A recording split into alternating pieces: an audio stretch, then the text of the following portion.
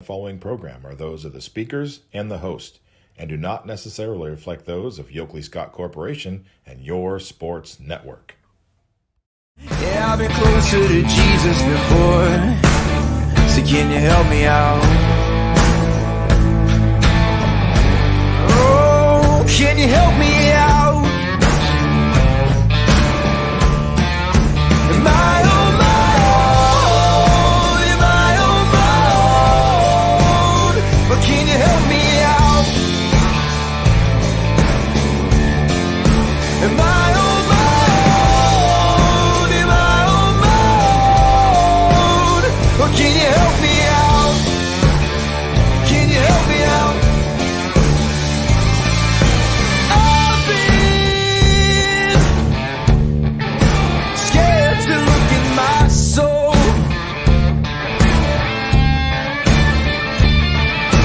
I've been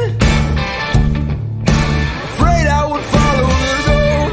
Yeah, afraid of the things I've been told.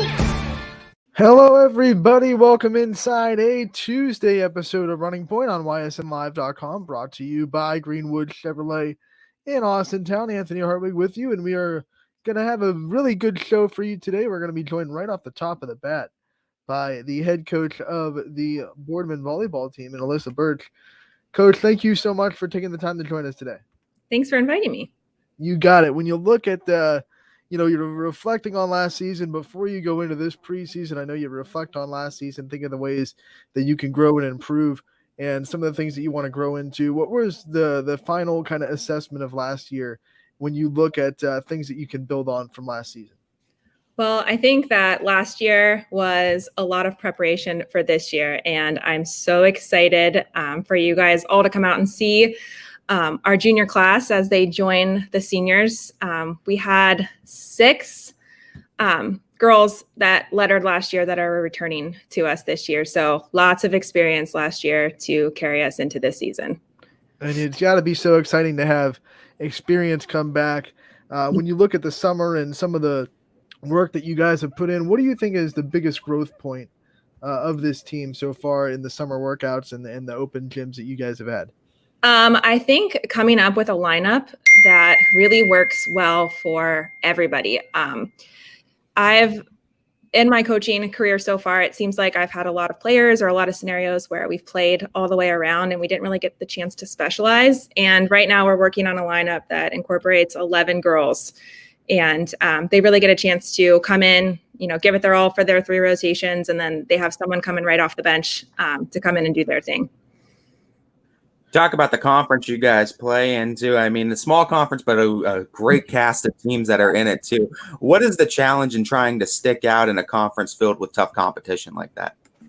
I think one of the hardest things is we all know each other so well, especially Krista Nesbitt now at Canfield. She played for me, coached for me. Like we did some summer league stuff together, and it was just funny because, we know a lot of what's happening on the other side of the court. So that's a challenge.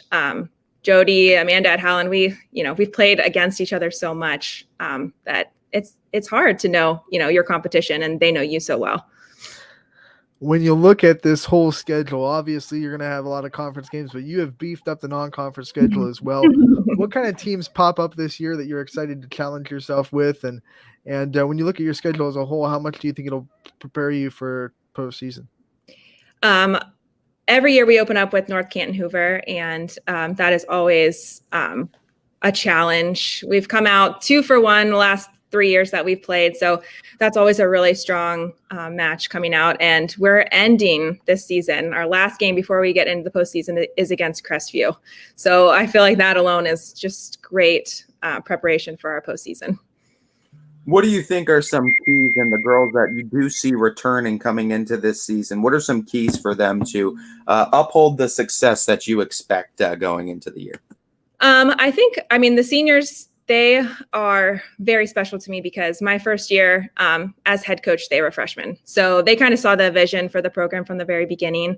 They know my expectations at practice. They know my expectations, on the court and how we treat our teammates. And I think that has a huge impact on, us coming together. We have a really, really large junior class that is just so supportive of one another. And I think that's what makes me most excited about this season. It's just how they're all starting to come together as a team. Let's go through your roster as a whole and some of the big names that are going to pop up for Boardman fans, who your leaders are going to be, and some new names that might pop up that Boardman fans should be familiar with too. So returning, we have seniors Cam Doritza. She is one of our setters. She was, ran our offense for us last year. We have senior Cami Goski. She played middle blocker for us. She's going to stay middle blocker again this season. Gia Treveri hit outside for us, and she's actually going to transition into the middle this year. She just has such a vertical, and her pace she's like the Energizer Bunny, we call her. So we're going to put her in the middle and see how that works for her this season. Senior Sydney Yager, she's going to transition from right side to an outside hitter, and Sydney had a really awesome offseason. And I think that a lot of people are going to love to watch, her in this new role. Also returning is junior this year, our libero, Gianna Chicolo. So she's going to stay right where she was last year. And junior Ava Bojnak is going to kind of wear a couple different hats for us. We're trying out a couple things right now with our offense and where people are. So some rotations she's going to play offense, some rotations she's going to play opposite. So that's who we have coming back, or names that might be familiar. And then kind of stepping into the varsity role this year, we have junior MC Worth. She's kind of like Ava in the sense she's going to hop around between opposite and outside hitter.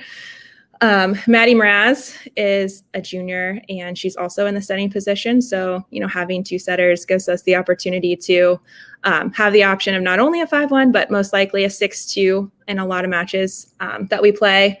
Cece Johnson, she's going to be kind of a utility player in the front row. She is nursing a broken ankle right now, so we're anxiously waiting her return. Jasmine Graham is a junior. She's a DS, mostly left back scenarios. And then rounding out varsity is the lone sophomore, Ava Commons. And I'm really excited for you guys to see Ava. She's just a cool, calm, and collected all-around player. And she's going to have a big impact on our success this year and in the future. Coach, Anthony and I have had many conversations too, especially in the volleyball world, about how important that setter is and having someone that's had experience in that. Yeah. From your experience as a coach, what can you speak on with that, having Cameron back, already playing a full season under her belt and successful one last year in her junior campaign? Yeah, it is definitely something that's so important. And I always try to talk off the setter role. I wish that girls could see how important this position is, not only to the team, but to the program. Having Cam back, she is definitely the setter that everybody is comfortable with. She knows her hitters really, really well. And having her there to mentor Maddie, so to say, in those scenarios and get Maddie that experience this year too, is just going to set us up so well for next season. You've been a Boardman long enough now to officially say that your plan for the youth and the organization under high school has really taken shape, and your vision for it has really taken the mold. What do you want from your youth program for volleyball, and how much have you seen the growth of it since you took the job? I definitely, that was one of my top things coming in, trying to establish a volleyball culture in 4th grade, 5th grade, 6th grade.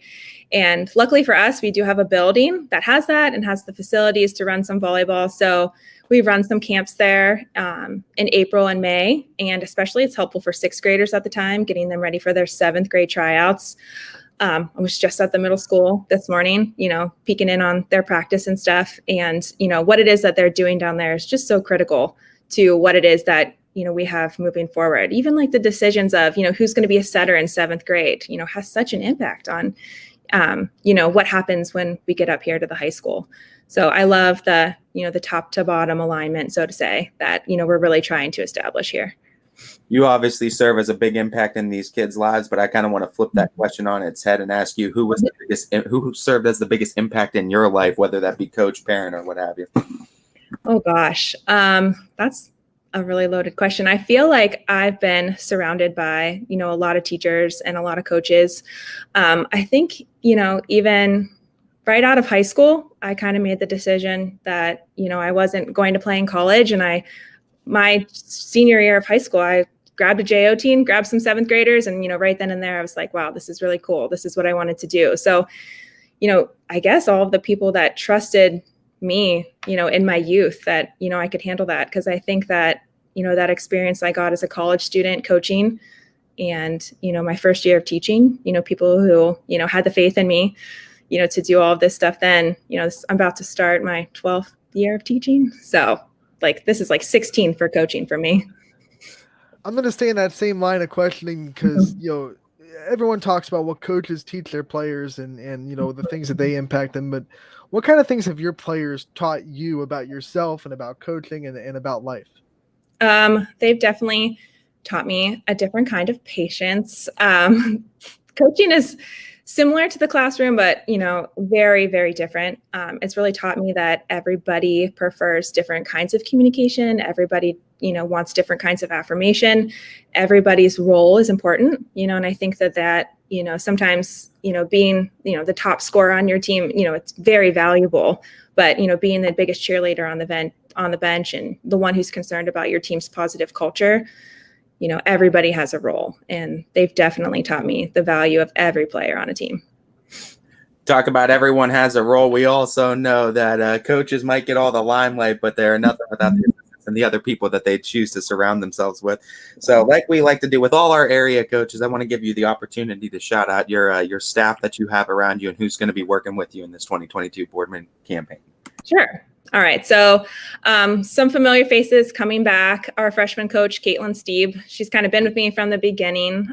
She's also a freshman teacher up here at the high school. So she's just the perfect person, right amount of honesty, right amount of compassion to kind of bring in those freshmen and give them their first taste of BHS and volleyball. She really understands, what it is that, I expect from my program, want from this program. And she's always got my back with all of that. This year we have a new JV coach. Her name is Becca Calvin, and she is also a teacher in the building. So this is the first time that, all of our coaches are here, and I'm really excited for how that's going to line up with our schedules. I think it's important for the girls too to have, other people in the building that they can rely on. And for our varsity assistant this year, Martina Danello, who was the JV coach last year, is going to step into that role for me. All right. So correct me if you are an art teacher, right? Yeah. Yeah. So how much does that leak into your coaching, trying to bring out creative ways to do stuff and that side of the brain? How much do you think that leaks into your coaching style?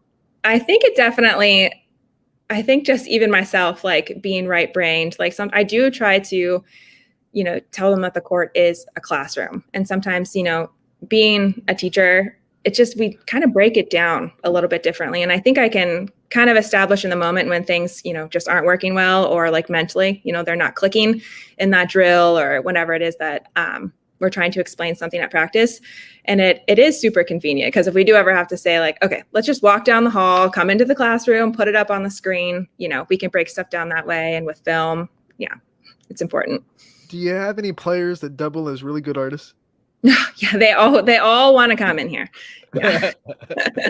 Yeah. It makes for, fun and interesting dynamic, but definitely Boardman volleyball hits up the art department a lot. What is your favorite type of art to see the students kind of do? Well, I specifically teach digital art, so mostly photography and graphic design. So I really stress that, at the high school level too, of course we learn new skills and new technology and stuff, but everything that I assign has some kind of personal component to it. So that's kind of my favorite thing, to see them, bring themselves through their art. And there's a lot of times that, players are taking my class and I learned something about them, through their artwork too, that I didn't already know. Before we let you go, I know we've talked about it before. The growth of volleyball in the area is so important for you, not just in Boardman, but you look around the Mahoning, Trumbull, Columbiana County area and you see the growth of volleyball. Yeah. This year, I think more than most. I mean, we see talent spread out throughout the whole division, counties, whatever it may be. How much does that make you excited as just a volleyball fan in general? It does. It makes me super excited. I have going to be 6-year-old daughter, and I can't wait. I'm already brainstorming ways too of, how we can bring volleyball around here at even, a younger age. It's so fun. And I think, hopefully too, if we can bring it at a younger age, parents can catch on to at a younger age and, kind of establish that culture that it deserves to be, up on the scale of, girls basketball, girls softball. It's just, obviously we're biased, but it's so fun. Coach, thank you so much for taking the time to join us today and giving us a good preview of Boardman volleyball, what to expect from this team. We look forward to covering it all season, and we look forward to talking to you again throughout the season as well. Thanks so much. That was Alyssa Birch, the head coach of the Boardman volleyball team, joining us live on Running Point, and we thank her for her time. Very excited about Boardman's season this year. One of those teams, we've talked about a lot of teams that are in the same situation that kind of are going to they're going to benefit from the experience from last year. And they went through some lumps last year, but it's going to pay dividends when you look at what they're going to bring to the table this season. No doubt. And like I said, too, they play in a very tough conference in that AAC, one that's never a slouch. I mean, we know what Fitch and Canfield are doing year in and year out as well. And we know Howland is never a pushover team. Harding and select years has had some pretty good teams as well. So it's a conference where you have to do all those little things. You have to have the youth leagues in place. You have to have good coaching. You have to have the girls be passionate about the sport and want to achieve more in the sport to be able to just survive in these conferences, right? Because I mean, if you're not going to bring an impassioned team to the sport and you play those conference games, it's not going to look pretty, because that's just what all these teams have to bring to the table.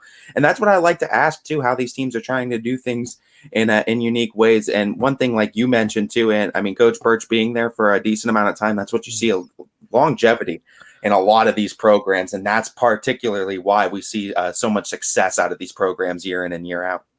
I like the fourth year of a coaching career, because that's when you get like the freshmen that were freshmen when you started, that they're seniors, because that's the first time you get to see the big picture growth that a coach can impact on a player from freshman to senior year.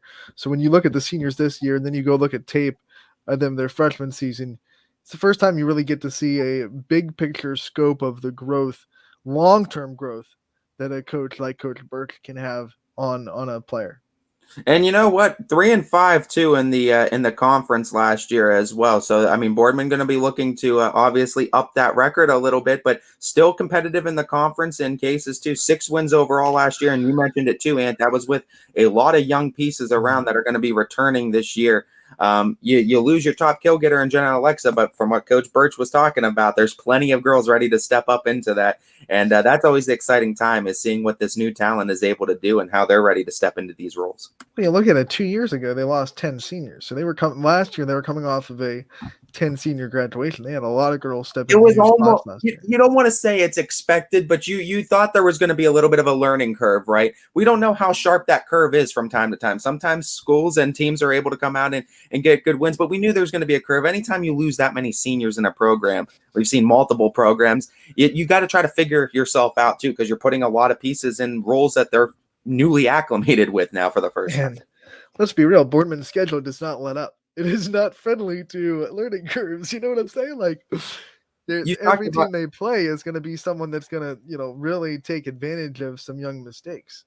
Absolutely. And I mean, you talk like Coach Birch talked about too, playing Hoover. They actually visited a lot of that federal league last year too. Also playing and beating Perry last year in a game as well, playing Glen Oak as well. So I mean, these teams are featured on their schedule for good purpose too, because it's going to prepare them. Imagine all those young girls that got experience in those games. Yeah, maybe a little rough around the edges in the raw talent because they were so young, but imagine what that experience is going to do for them this year. And not to mention a lot of them too, like Coach was saying, playing summer league too, or playing volleyball in the off season, I should say.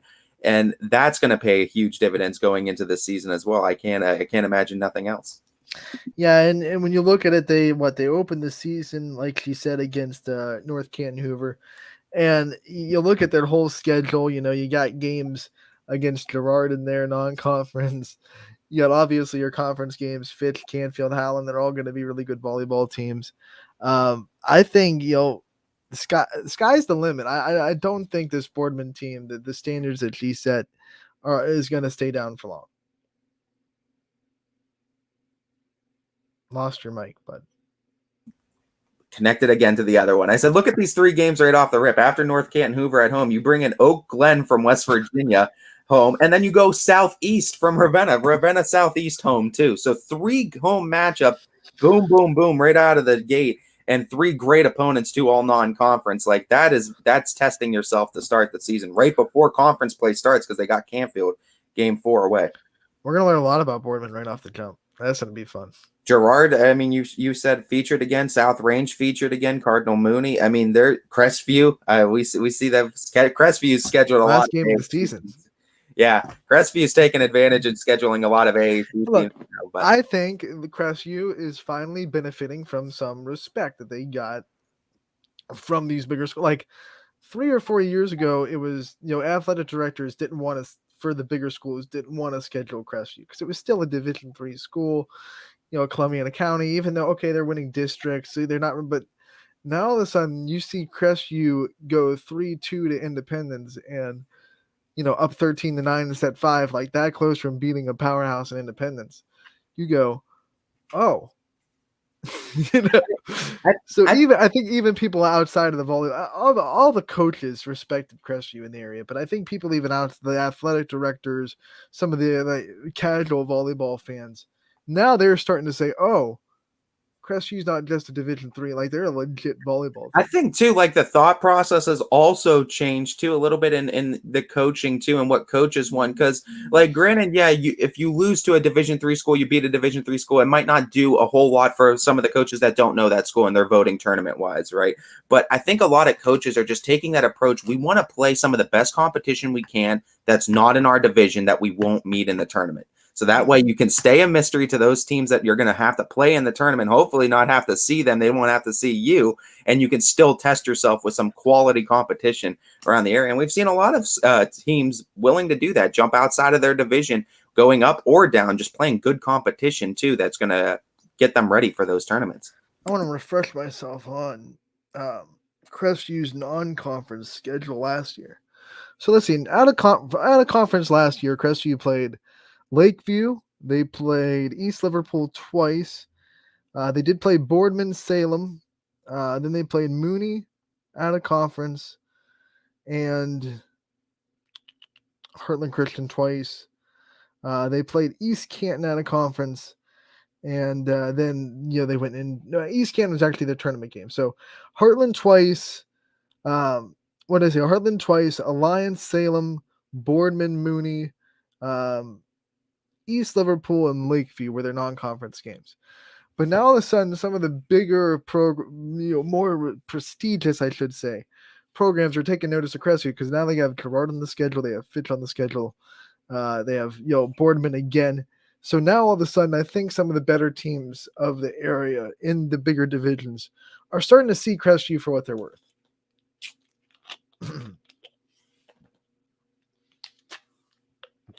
These teams realize that there's a lot of good volleyball in the area too. There is, and you don't necessarily always need to travel so far. You could just bring someone in that's closer. You could just take a 15-minute drive down the road and get some quality competition volleyball-wise. I am still adamant that it would benefit a lot of our teams to be exposed to some of the volleyball that happens in the Massillon, Canton, and Akron area because volleyball there is on a ridiculous level. You see like the Mentors and the Greens and the Auroras and the Perry and the what Independence even up there is doing, that's a different level. And I would love for some of our teams like the Crestviews to be exposed to that a little bit more. But like we said before, there's no holiday break that you get for volleyball like you do for basketball and softball. You can't go, down to Columbus and play in a exposure event because there's just not that great time to do it. The thing is too, it's like Division I teams out of like. I said with like other tournaments too, and with other teams playing out of division, it doesn't hurt them as much.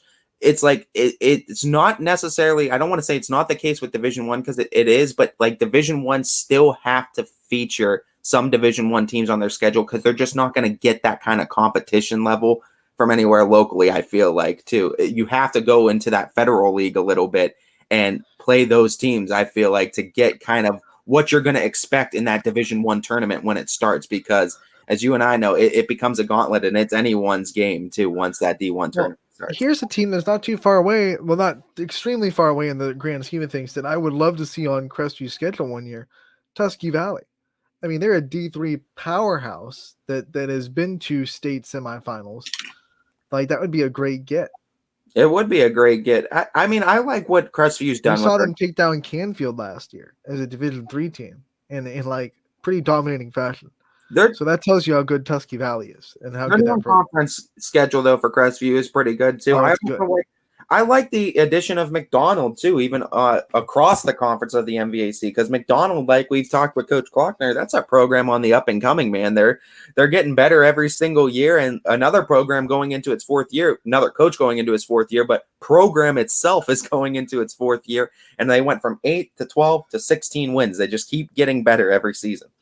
I got a little bit of they had their first scrimmage. McDonald had their first scrimmage over the weekend, and I went to school with Coach Harkleroad.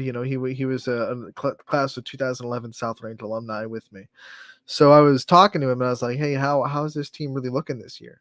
And he said, "Anthony, wait till you see this team. Like, they are so good now because they've kind of shaken off the inconsistency and the youth of last year." And I was like, Oh man, and he did say that watch out for Brazil, because Brazil is going to be a difference maker this year.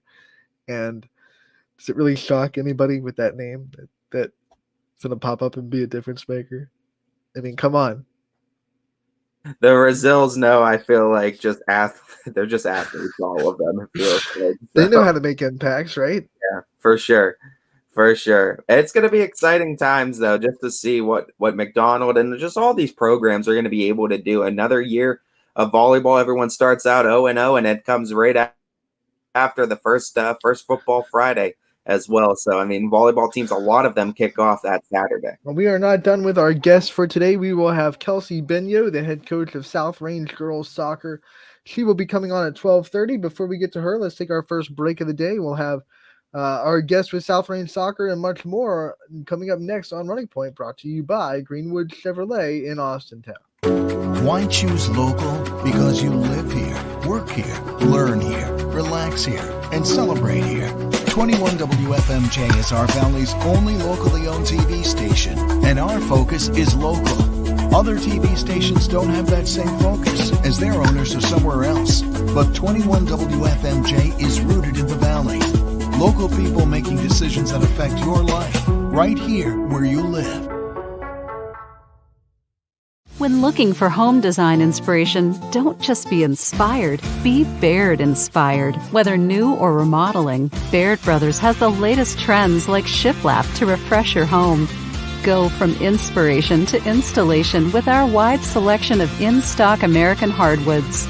From the rustic charm of antique oak to the warmth of traditional cherry, Baird Brothers has what you need to make your home inspiring. Baird Brothers, our family's heritage, your family's home. Hi, I'm Colin Chupa. And I'm Kelsey Clem from K-Squared Marketing. Our boutique marketing firm specializes in media planning and buying, public relations, event marketing strategies, and strategic sponsorships. We can integrate our services with your existing game plan, or we can be your entire marketing team. Your goals, our game plan. Let's win together. Call K-Squared Marketing at 330-623-2730 or visit ksquared.marketing to learn more. Change. This one word can make you break out in a cold sweat. But with change comes wisdom, experience, and understanding. At Myers Family Insurance, we can help make changes in Medicare, insurance, and retirement a positive experience for you and your family.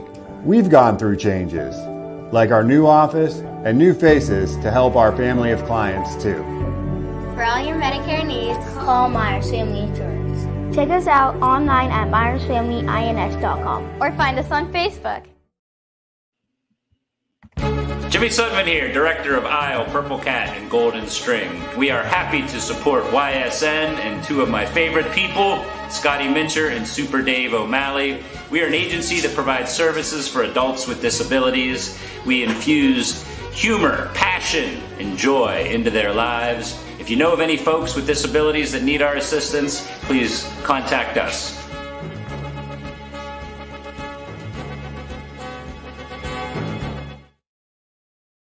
How lucky are we to have not one, but two 18-hole Donald Ross Championship golf courses right here in our backyards? Mill Creek Golf Course was selected by Golf Week as one of America's 30 best municipal courses, continuing to challenge golfers of all levels and featuring PGA professionals, golf instruction, a players rewards club, kids programs, and a pro shop and grill room for a memorable golf experience. Call or click to schedule your tee time at Mill Creek Golf Course.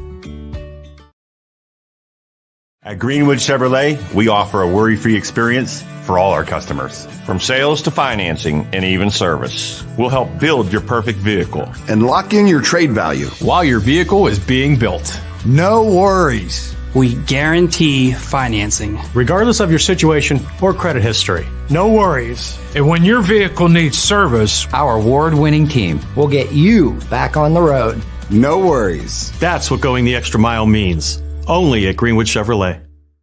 Now is the time to think about your future, where you want to go, what you want to be. Your future can start now at Kent State Salem or Kent State East Liverpool. We have programs that will open doors and provide opportunities for you to pursue your passion. We are affordable, we are close. You call it hometown, we call it Kent State University. Learn more at www.kent.edu/Columbiana. You belong here. Welcome back to Running Point on YSNLive.com, brought to you by Greenwood Chevrolet in Austintown. Anthony Hartwig alongside Ty Bartell. And we are going to be joined by our next guest today, and it is going to be the head coach of South Range Girls Soccer, Kelsey Benyot. Coach, thank you so much for taking the time to join us today. Hi, thank you for having me. Coach, no doubt you guys had a successful team last year. We're in the thick of that conference battle. We expect much of the same, but what we like to do with all of our area teams, I'd like to kind of start off with a Meet the Team segment. So I'd like you to just introduce us to what we're going to have in store for the 2022 edition of the Raiders. Well, we have 3 seniors this year. We graduated a lot last year. We graduated, I think it was 8 seniors, and 7 of them started. So that's something that's going to be a change for us this year, only having 3 seniors with experience for those 4 years. But I expect a lot from these 3 seniors. One of them is our goalie, Hannah Ball. She's played since she came in as a freshman, really, and she's been with us to make it on those long runs that we've had the past couple years. We have Abby McCabe, who will be a senior this year as well. She played a big role for us last year as well. She battled a lot of injuries, so that we didn't get to see as much as I'd like to see from her as from last year, but I'm expecting a lot from her this year. And then we have senior Presley Novak as well, who will be helping us out a lot this year, who has also been on the team and has had a lot of experience with the varsity level. I have my junior class. I have a big junior class, and they're a strong class. I have 7 juniors this year, and they're going to be a huge part of the team this year. So I have about half the team, sophomore and freshman. A lot of them have not had too much experience with playing at the varsity level, but that's what this year's all about. We're trying to build the team up, get the younger girls out on the field ready for the varsity level, because we are unable to have a JV team because our numbers are so low, being a smaller school. So that's my way of getting the younger girls out there. Got to get them in, get them experience out on the field. Well, the good news for those younger girls is the standard has been set. I mean, the last 2 years, you guys have had more postseason success than any other girls program in our coverage map. It's been a great first 2 years for you. You're going into your 3rd year. So what can you say about the standard that has been set and how much it's going to impact the youth of the team and how much they've already kind of learned and known that what it takes to be successful in this program, watching the seniors from last year? Yeah, I mean, the seniors out last year were a great group. Like I said, I think 7 of them were starters, and they played a lot when they were freshmen and sophomores and juniors as well. The standard's been set for the team. It's been a great couple of years for us for sure, and I think we're expected to do well now that we've had such great success. But I mean, this year will be a little different for us with losing all the seniors and not having Gab. But it's a rebuilding year. It happens every year. It happens to a bunch of other programs. It's just the times, and we're working through it and trying to just get our girls out there and working hard. What is going to be the key, or I guess a bit of advice for these younger players getting newly acclimated with the varsity level of play too, and just trying to adjust themselves to that type of play throughout the season? Yeah, just get out there, do their best, just do what they do in practice. We really had to go. It's been a lot of coaching this past off season. Lots of going through the basics, simple stuff, just to get them on the same page, because it is a big difference jumping from 8th grade rec ball or whatever they did before to playing high school with girls that are 4 years older than them and also a lot bigger and stronger. So a lot of it's just getting their confidence up and knowing like they're an important part of this team. We need them as much as they need us to help them. So just having their confidence up and knowing that they're important on this team and they have a big role. Coach, when you look at your schedule, not only do you play in a very tough NE8 with almost, I think every school is bigger than you in the NE8, if I'm not mistaken. You also have a non-conference schedule that reflects back-to-back regional appearances. How much do you think this schedule is going to really prepare those young kids for not just postseason this year, but growth into next year? Yeah, you're right. We play the NE8 and we are the smallest school there. The past couple of years, we've definitely been totally fine in that kind of environment with those teams. All the D2 teams, we've really kept up with them, competed with them well. We tied for first place with the NE8 last year with Poland. And I mean, it's great competition and it's great experience for these girls, especially when we hit the D3 playoff situation. It's definitely helped us, and it'll be tough for us this year, I'd say, but you just got to look at it that it's going to help us out later come playoffs. Who are some of those non-conference teams that pop up on your schedule? I think we have Boardman pretty early, so that'll be a tough one. Big school, and they're usually pretty good. And then I think we have West Branch as well. I don't know if there's any other non-conference. It's a pretty big conference that you can fill your schedule with a ton of games anyway. So. Mm-hmm. So I can imagine that. But looking at this, though, Coach, I mean, you still are going to be in the thick of this. I mean, it's going to be a tough NE8 conference. What are you expecting, or what I guess I should say, what needs to be done for you guys to have competitive levels in that conference, too, and be able to grab some wins? What are you going to need to see from the girls in the next coming weeks? It's just going to have to be a lot of learning, and it's a little bit of a change this year for sure. The girls, we really just have to focus on not just popping a bunch of goals in like we've been used to, but we really have to work on defense and holding our ground well, and just making sure that we stay in these games when we get up against these tough schools that we're going to have to play. How many conversations have you had with this team about like not trying to define themselves by last year and not trying to be last year's team and finding their own identity as a new group of girls?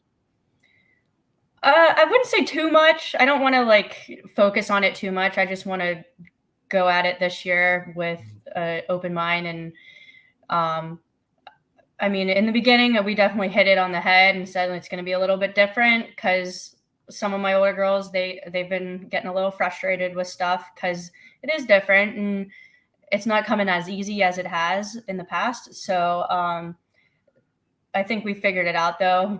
Now that we've had the summer, we finally got the older girls are more patient, understanding, and there are other coaches out there. Like I really use the older girls a lot as examples and to be leaders and other coaches with these younger, more experienced girls, because that's the only way around it. I can only do so much.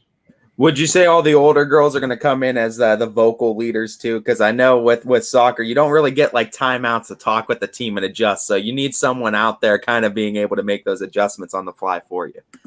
Yeah, I have my 3 seniors I have named as captains, and rightfully so. I think they're the 3 that are going to be the most vocal and most able to communicate to the whole team while they're out on the field.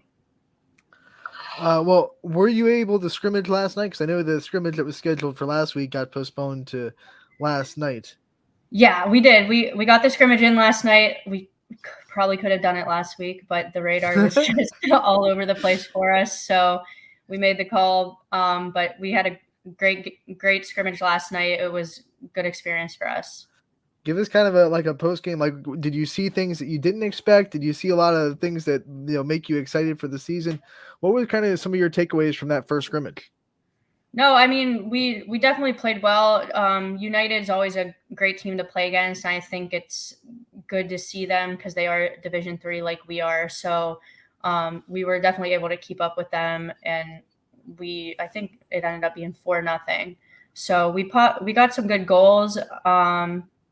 I saw a lot. I saw a lot from my seniors, my juniors, and I even have a freshman that I think will be pretty exciting for us this year. So definitely it was good to do and see what we needed to work on today at practice this morning, and we worked on it, and we're just going to keep going, get ready for Springfield.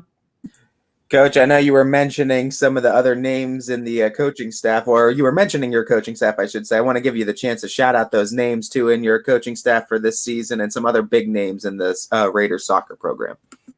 Yeah, so it's just me as the head coach, and then I have my new assistant this year, Lexi Domain. She's also a Poland grad like me, so it's nice to have someone that came from the same kind of program as I did and understands my thought process. She played in college as well too. So the girls have good coaches with them. We know what we're talking about. We know the game, and that's about it. It's just us two running the show. What's it like having your alma mater be the biggest rival in the league and being the team that you're always fighting for to get in any championship? It's fun. I mean, it's exciting. I know Poland's always a good team to play because I was on the team. It's always been great competition, and they're tough. So it's exciting. And last year it was cool being neck and neck with them and then sharing the title. They'll definitely be tough for us this year, especially I'm pretty sure they dropped down to D3 as well. Is there a bit of advice or maybe a quote that you've utilized a lot throughout your coaching career? Not really. I really just make sure the girls play hard and keep their cool and just make sure that we're all getting along and part of the team and making sure that everyone knows that their roles are important and it doesn't matter if you're on the field, on the bench. We need you and you're a key part to the program. So I'm sure you've had a lot of time spent off the field and in team bonding exercises with this team. What are some of your favorite memories that you've put with your players so far in your first 3 years of coaching that don't have to do with, practice or games? Oh gosh. I would just say how they keep, I know I'm still a young coach, but they do keep me young still. They're always keeping me laughing and doing all their weird TikToks and stuff. So I would just say just laughing with the girls and being a friend to them, but also an important role model. All right, Coach, thank you so much for hopping on and giving us a preview of this season. We look forward to covering you all year, and hopefully we can get you on again during the season to talk about hopefully some Raider success. Yeah. Awesome. Thank you, guys. Coach Kelsey Benio of South Range Girls Soccer joining us. Like I said, the most, as far as postseason runs, the most successful girls program of the last 2 years when you postseason wins combined in the area. So that's something to be said that they're carrying into this year. But like Coach said, a lot of new faces that they're going to rely on this year. Yeah, no doubt. And I mean, you lose the seniors that you did too. It's going to be a different looking team than what we've seen from the Raiders in recent years. But that just gives opportunities, right? I mean, that's the way you got to look at it. Especially if you're a younger player, you're gonna have to go out and be free Siggy. Hashtag free Siggy. What's that mean? I don't know. Maybe Siggy's in a Facebook jail or something like that. That has to. If he commented, I can't see it. It has to be. I don't see a comment. It has to be that Sigler is in Facebook jail. That might be what DJ's talking about. Oh no, Chris, I'm so sorry, dude. If you're commenting, text me so I know, because this is news to me. News to me. I don't know. I don't even know what to do to freeze Siggy. I'm not the warden of Facebook jail. Somehow Siggy was blocked on our feed. Oh no! You blocked Siggy? What are you doing? Not me.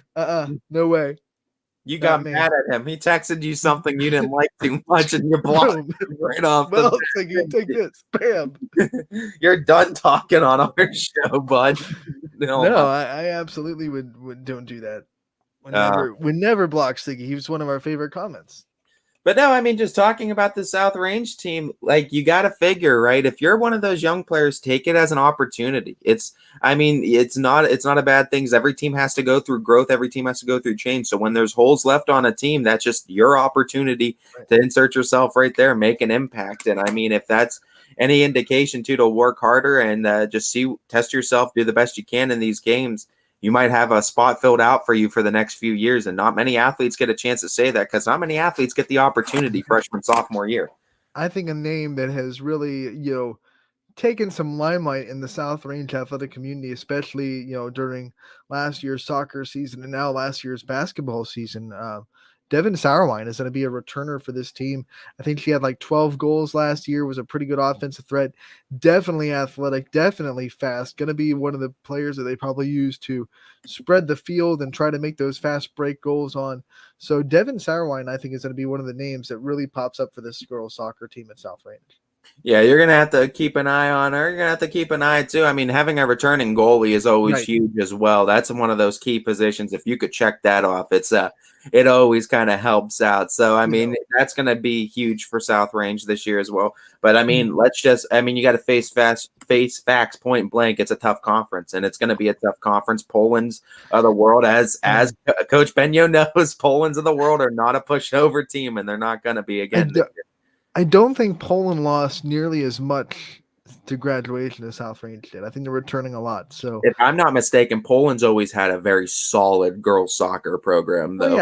For as long as I can. Here's a shock. Hey, are we shocked that a girls' sport goes down to South Range in Poland in the NE8? It feels like every year. It's like softball, boom. Basketball, boom.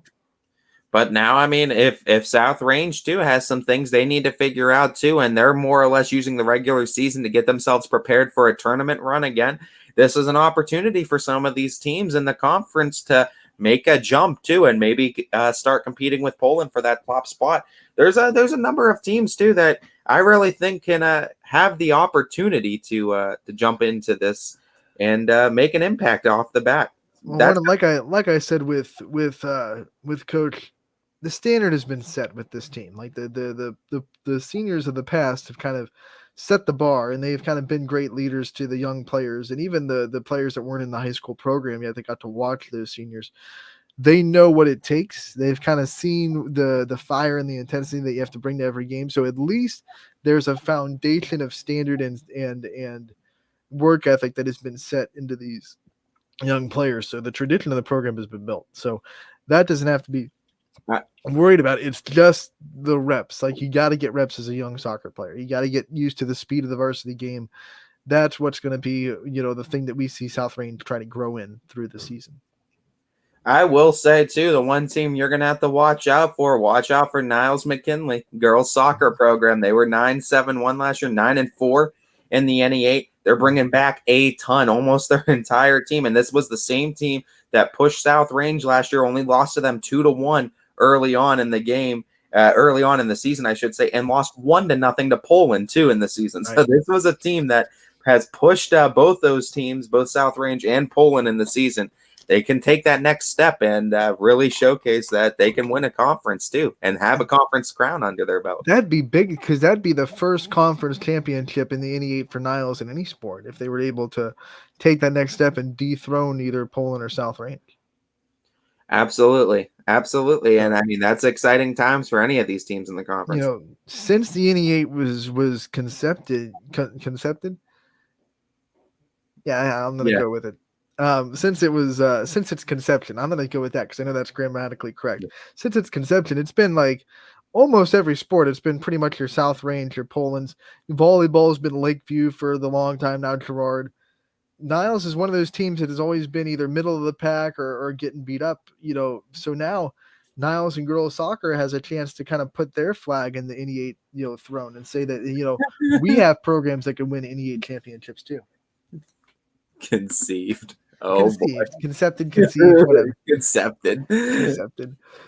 That's since all right. Since its conception, I'm going to say with that one. That one sounds you definitely overshadowed me saying getting a conference crown under their belt. Like, I don't know why you would wear a crown under your belt, but that's what I said. And then you saved me with accepted. I'm here for you. I always got your back, Ty. Always got your back. I was like, wow, that didn't make any damn sense. And then you came out with concepted. I was like, sure. We don't make sense with you. We kind of just say words and hope that they come out right. I hope Siggy got unblocked because I don't know. I don't know if we can or I don't even know how to see if Siggy is blocked on our thing. Because if Siggy's trying to comment, I don't want. I've deleted comments before, but I don't even know how to block someone and how to unblock someone. There's just a ton of people in like a block list for us. Anthony's blocked everybody. We get no comments because Anthony's blocking. We're working. DJ's on it. So hopefully we'll hear from Siggy because I'm sure he has some great insight. I was wondering why Siggy hasn't been commenting recently too. He usually throws at least one comment on everyone. I thought we offended him or something. You pissed him off. You really, really started dogging on Josh Sigler. That's what it was. No, I'm excited for that too. Josh Sigler gonna be over there in that AD role for a Beaver Local, and I mean, couldn't really get a better work in person. I'm excited for that. And speaking of Beaver Local too, if you didn't get a chance, McNuggies was on the Power Hour yesterday. I saw DJ posted the story full and complete on the mic. That's a great headline.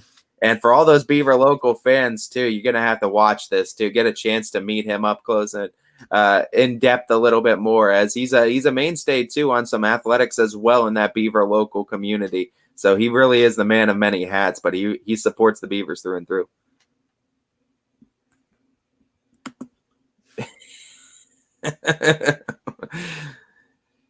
Siggy gets what street? Taggart Street? Is that the word on Taggart Street? Did you ask Trash Guy? Is that what Trash Guy says on Taggart Street? Taggart Street. I don't know. Taggart Street's not really a trustworthy street. A trustworthy street. Oh man. It's it's going to be an exciting season though in all these conferences as well, especially in that soccer realm. Like I said, NE8, I'm excited to see what Niles is able to do. Poland's going to be trying to defend a conference crown. So is South Range, but like we heard too, going to have to work through a little bit of growing pains. We'll see what the Raiders come out. They looked pretty good though against United in that scrimmage. Yeah, I think it's going to be good. It's going to be a fun soccer season.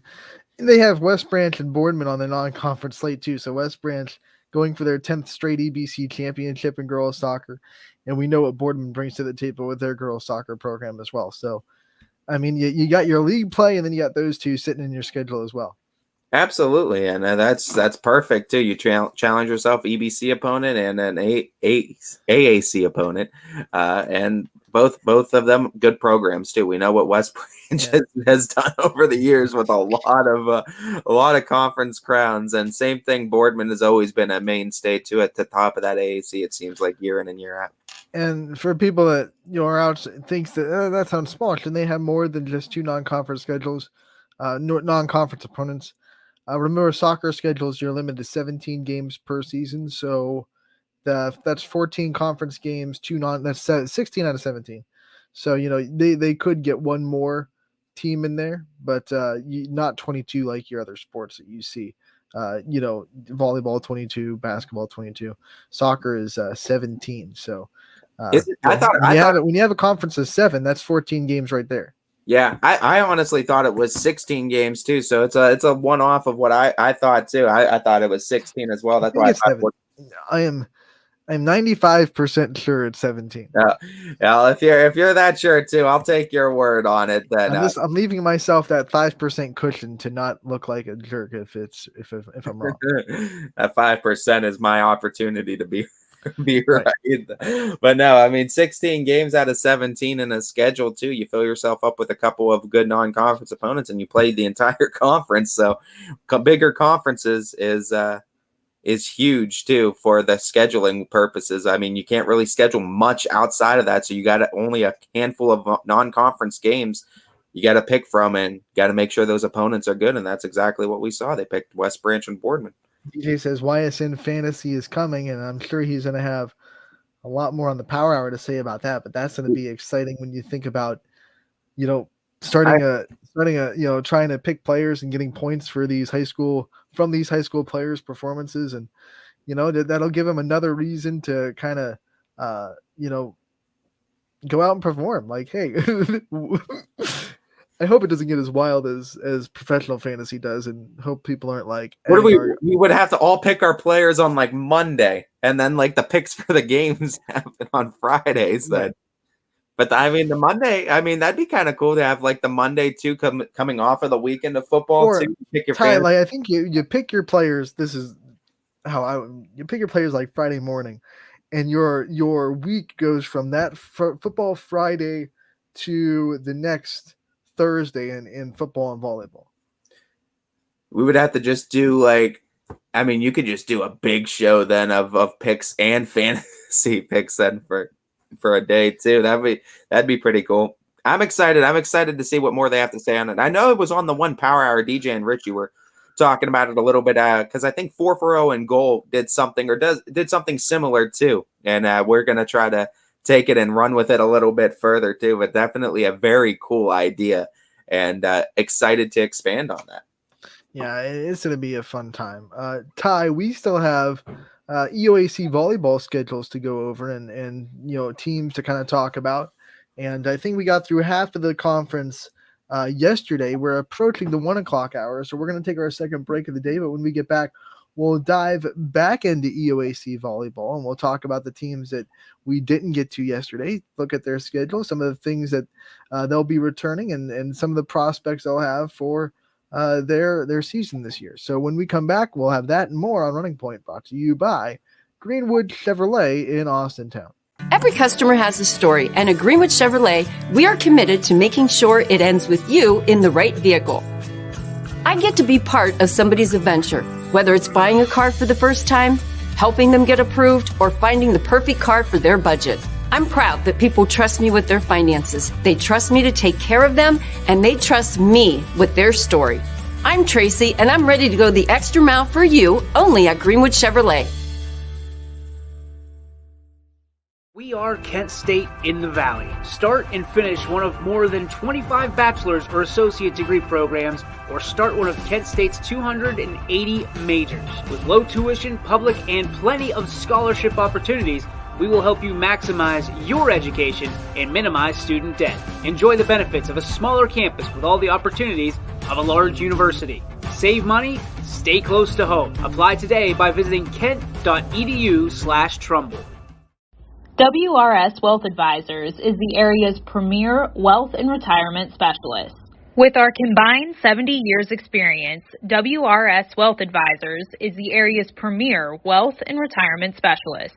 Call 330-965-0370 to learn more about our individual and corporate financial planning services, or visit WRSwealth.com. Good luck, athletes! Quality, customer service, and integrity. Those are the 4 words that have driven our success since 1957 at Joe Dickey Electric. Joe Dickey Electric is one Mahoning Valley landmark business that stays current with the requirements of our customers. Family owned and managed, we are an electrical contractor and energy solutions provider. Every member of our team adds to his or her skill set through ongoing training. Residential, commercial, industrial, automotive, and more. We keep ahead of the needs of our customers with a fleet of more than 50 vehicles and 24/7 emergency service, so you're never left in the dark.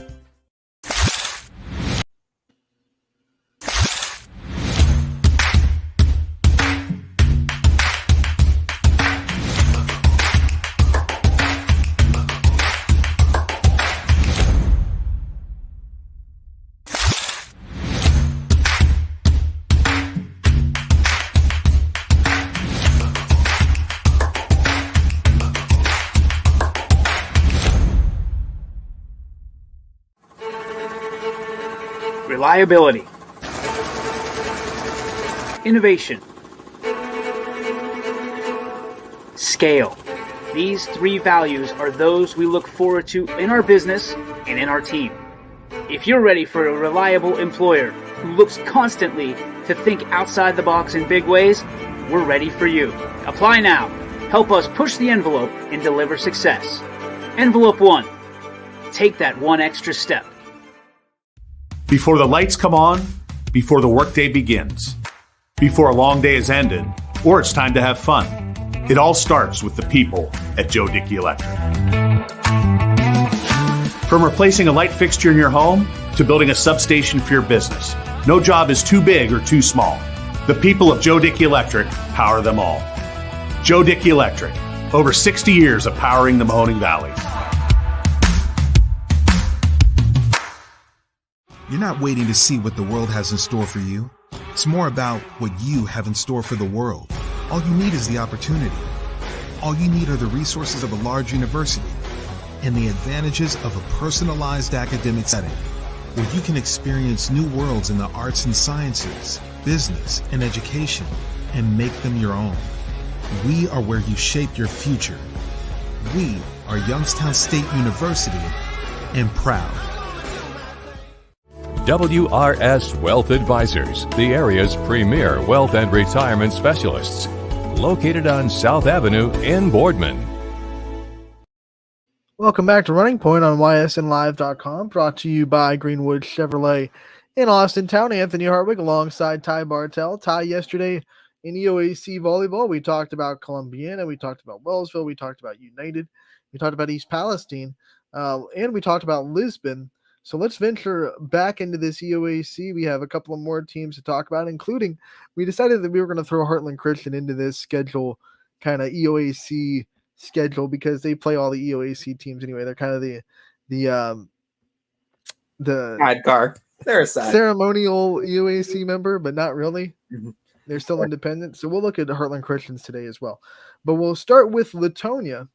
And Ty, Latonia, your first chance to see them will actually be tonight as they scrimmage Liberty at home. So if you want a preview of Latonia volleyball, you can head out to Latonia tonight and see them scrimmage Liberty. But they open their regular season on Tuesday, August 23rd at home against Valley Christian before they travel to Columbiana. Then they will come to Waterloo. They'll travel back home to host Southern. They'll go to Wellsville. They'll be home hosting United. They will go to Heartland Christian, to East Palestine, to Malvern, back home against Lisbon. They will go to Sebring, to Valley Christian, back home against Waterloo again. Columbiana at home. Then they will have Southern at Southern. They will host Wellsville. They will travel to United, and then they will conclude their season on October 4th at home against East Palestine. Yeah, and I mean, this is a Latonia team that is, I mean, they were at the bottom of the conference last year, but the redeeming factor of that is there's only one way to go after that, and that's up, right? And the thing with Latonia, they didn't have a ton of seniors. They played a lot of freshmen, a lot of juniors, a lot of sophomores, a lot of returning talent for Latonia. And you got to figure with the Bears that having that experience is going to pay dividends for them. And if any of them played significant time over the offseason too, that's going to pay dividends for them. And especially with the amount of young girls too, and we've seen a lot of the younger players getting involved with off-season volleyball a lot more. Like, it's become a lot more popular. I mean, I think Latonia is a pretty dangerous team right now because you don't really know what to expect from them, I think, this year because they're bringing back a lot of what they had last year. I mean, yeah, they had some bumps in the road, but it's all experience, right? Like we always say, experience is experience. Well, Loki said it before us, but Right. yeah, that's going to be the key, I think, for Latonia going into this season is, I mean, you have the experience of last year. You play a lot of the similar teams. You've gotten the experience and you've gotten the knowledge of what they are like, and you're familiar with playing them. Now let's see what you can do with a year under your belt. They got Waterloo twice, and those are going to be interesting matchups between two teams that are trying to build. Waterloo struggling to get back to where they were. They used to be a really good volleyball program. They're trying to kind of build the tradition. Coach Frank's coming back for another year, trying to build tradition back into Waterloo, and Latonia obviously in the same boat, trying to build off the experience they had last year. So two matchups with Waterloo are going to be really fun to watch non-conference wise. I mean, this is a perfect scenario, I think, for both these teams. I mean, it's a smart schedule. You're kind of in the same boat last year. You don't really know what you're going to have this year. It's going to be kind of a mystery until you start getting games under your belt. But that's a perfect type of game to test each other and just see where each other's at after a year has passed. Some other non-conference opponents to watch out for Latonia. They will obviously play Heartland Christian. They go to Malvern, who's I think is making an EOAC kind of road trip as well. They obviously Malvern plays Lisbon twice. This is the second time they've popped up on an EOAC schedule, as Latonia will travel to Malvern as well. That'll be out of conference. They will also play. They'll also play Sebring out of conference as well. So they got Sebring, they got Waterloo twice. They have Malvern in there as a non-conference schedule. They have Heartland as a non-conference opponent, and I believe that's the end of their non-conference schedule. Yes. It's going to be exciting to see what Latonia is going to be able to do. Non-conference games make a ton of sense as far as what we saw from all these teams last year. So I think they're right in that right boat for the non-conference games. And I mean, you got to make your money in the conference games. They play in a tough conference. We already highlighted the two top teams at that conference. So it's gonna be a battle for sure once you play in those conference games. But I do like what Latonia has going into this season. You got a lot of girls coming back, and I think that's going to be the key for the Bears. All right, Ty, we look at Valley Christian now as we bump into the next member of the EOAC, and their schedule kicks off on Saturday, the 20th, as they open the season at home against Camel Memorial on Saturday. Then they will go to Latonia, to Southern, to Sebring, so they'll have 3 road games in a row after opening the season at home. Then they will go back home to host Wellsville, back on the road to United, to East Palestine. So that's interesting because that means 5 of their first 7 games of the season are all going to be on the road. So they will have to be road warriors to start off the season. They finally come back home. Actually, they don't come back home until September 15th. So after that home game against Wellsville on August 30th, they are away until September 15th, where they host Latonia. And they host Southern. They go to Wellsville, to Waterloo, to East, back home against United, home against East Palestine, and conclude their season home against Columbiana. So 3 home games to end the season, but a lot of road trips as well, and a lot of them clustered together in one kind of big road stint in the season. Yeah, and I mean, and for Valley Christian, it's pretty much same case as what we just talked about with Latonia. The only really place they can go is up from last year, too. They had their learning curves. They had some bumps in the road. They got a win on the season, but, I mean, they're looking to improve, obviously, on that. Didn't win in the conference, and I think that's going to be the key for Valley Christian, is looking to get some conference wins going into this season and bringing back what they can overall for the roster. Like we said, they play in a tough conference already, but they also featured, it sounded like you said, Waterloo. They featured East on there. And that's going to be, I think, key for them is those non-conference. Sebring was another one you mentioned too, I believe. Yes. And then Camel Memorial they open up with. So they're playing in the right pool too to try to build the program. They're just kind of in those beginning stages of building it back up again, it seems like, are the Eagles. This is the first EOAC team that we see do not feature Heartland Christian on the schedule. And I mean, it might be for the best, honestly, for what Valley Christian is trying to do right now. And I mean, where they're at with their program and trying to build it. I mean, we know everyone's at different stages too, and those stages change drastically from year in to year out too. So, I mean, honestly, the thing with Valley Christian, they're just looking for improvements of last year. I mean, just improve on what we started last year. So their non-conference schedule this year is going to be Sebring, Waterloo East, and I just saw it. Oh, Camel to open up the season. So 4 non-conference games, and then the EOAC conference slate will be what Valley Christian has to look forward to. And like Ty said, and we repeat, like Latonia, they're bringing back a lot of players that got experience last year. So experience is experience. They can take that next step up and just set tangible goals that push them but are also obtainable. And I think that's what they've done with this schedule, and that's what their coaching staff will do this season with this team. That's what you got to look for, honestly, if you're Valley Christian in this season. Just improve on last year. Now we got to look at Southern, who is, one of the teams that tries to compete in the COAC. They are a very good volleyball program. They open the season on Monday, August 22nd against Bel Air, St. John's Catholic High School in Bel Air at home. That's a big home game to open up the season. Then they start EOAC play on the 23rd as they host Lisbon. They host Valley Christian. They go away to CVHS out of Bowerston. Then they go away to Latonia. Back home to Columbiana. They'll host Wellsville.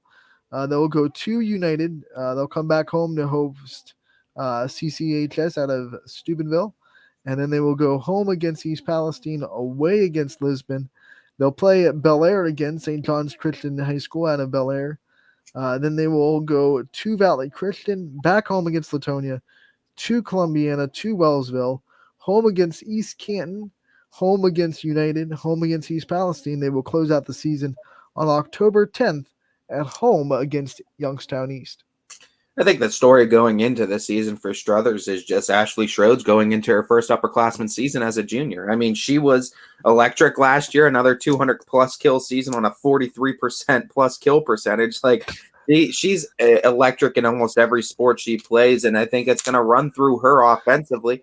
But, I mean, on top of that, too, you're bringing back some decent players, too. I mean, Mellett was their top assist getter, 392 for Southern. She's coming back as a junior this year. So a lot of key players that were juniors last year coming back or sophomores last year, that are coming back as juniors this year. I think it's going to pay dividends for them, honestly. If you don't know about Ashley Schroeds, you should. She also had the most digs on the team, too, to show you how much of an all-around player she is. Not only does she excel in volleyball, but she's a heck of a basketball player when we get to that season as well. So if you don't know who Ashley Schroeds is for Southern, you better do some research. How about this, too? I mentioned Riley Mellett having the most most assists on the team last year. She had 392 her sophomore year. How about this? 82 aces. Serving aces in a season. 82 for Riley Mellett. That's unbelievable. That's one of the highest numbers I've seen in a season locally, I think, in a while. I haven't seen. Yeah, because yesterday we talked about a 60, I think a 63 ace season, but this is just 82. Oof. She averaged an ace a serve. You mean a set? A set. I mean, every serve you got an ace. Wait, no, that's ridiculous. No, an ace a set is what I meant. Yeah, that is unbelievable. That overall too, an ace a set for her. That's crazy. And that's against a schedule that features Wellsville and Columbiana twice, and their non-conference schedule pretty tough. Very tough. And I mean, you get that back, and also too some key sophomores that they had too last year. You have Hannah Reynolds, who had 56 blocks for them last year. She was a sophomore. She's coming back. That's going to be huge for them. They also have Aaliyah Bach too, 45 blocks last season, also a sophomore. A lot of key pieces that were young for this Southern team last year. They might be a team that can give top spot Wellsville a run. Those matchups are gonna be excited between Southern and Wellsville. Obviously, everyone talks about Wellsville, Columbiana, because those two are the ones that usually fight out for the OAC in the last couple of years, but Southern is right there. Yeah, they had the young pieces, a lot of sophomores that had some major stats last year that are coming all back as juniors. Like, and you get them for 2 seasons. I mean, presumably, hopefully for all of them too. That's got to be a coaching dream right there over there. They're living on cloud 9 in Southern. And what did I say though? The most important position return is your setter, and they do. So that makes them Your setter uber that can dangerous. also rattle off 82 aces in a season. Get out of It here. almost makes you want to keep her in the back row so she just rotates back into the center spot real quick.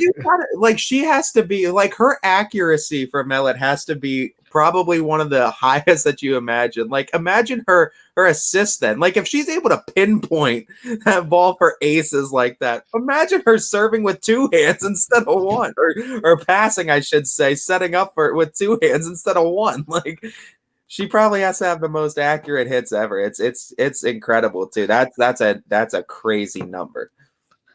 It's 82. Oh, I can't get over it. 82 aces in a season. And like I said, you got Bach, you got Reynolds, you got Mellett, you got Schroeds, all sophomores too. All sophomores coming back. You lose a couple key seniors, but a lot of young talent on this Southern team last year. And it was a Southern team that grabbed 18 wins a year ago and was 10-4 in the conference. Right. So they were competing. They were in the thick of it, and you're bringing all that back. Correct me if I'm wrong. The 4 losses were what? The sweeps against Wellsville? Yep. They lost 2 to Wellsville. Their 4 conference losses were 2 to Wellsville. They lost 1 to East Palestine. Yeah, I was about to say, I think East Palestine actually split with them. Yeah, East Palestine split with them, and then they split with Columbiana. Okay. So they beat Columbiana early on in the season too, 3-1 in sets. So they already proved they can beat one of those top spots there. I mean, Wellsville's obviously the team everyone's going to be chasing, and that's the thing. Wellsville beat them both games 3-0 in sets. So 6-0 Wellsville was in sets against them.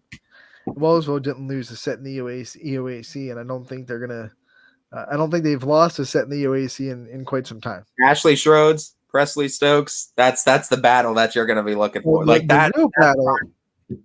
real battle, because when you look at it's going to be the net defense of Southern, which Bach has 50 plus blocks. Bach, Reynolds had 50 blocks. Bach had 40. I mean, you're bringing both them back too this year. You got 2 blockers that have a combined almost 100 blocks, close to 90. That's going to be the matchup to watch when those 2 teams match up with each other. Obviously, Wellsville has really good blockers too. I mean, Presley Stokes blocks as well as she hits. So yes, Wellsville has good blocking as well. Riley Mellett too also had 24 blocks as well, and for a setter, that's not bad numbers too. And I mean, for her height, 5'9", 5'10", right on that teeter. That's a tall setter for high school. Yeah, that's what you kind of look for. 5'9", 5'10" range. That's great for a setter position too, because she's able to help out with those blocks, and she was able obviously to grab a handful. That is over 100 blocks combined between those 3. When you have a setter that can play net defense, that's when you want to run that 5-1 offense, because then you don't care about having your setter in the front row. No, absolutely. Yeah, I mean, it don't really have to worry about it too much then when they can provide that kind of height, and also grab 82 aces and 200 plus digs, or 200 plus assists. I think 300 plus assists. Like, amazing numbers across the board too. I think like most teams that are good, it'll come down to Southern's defense in the back row, how well they can pass to get the ball to that setter, and how well they can get into system. That can be the bugaboo to some teams when you're playing high-level opponents. They're going to kill the ball over. They're going to really smack it. And can you still get your offense to get the ball up into system so your setter isn't running around the court like crazy trying to get the ball to your hitters? Well, the biggest key for Southern really right now is, okay, now you had all these young girls that were super talented, right?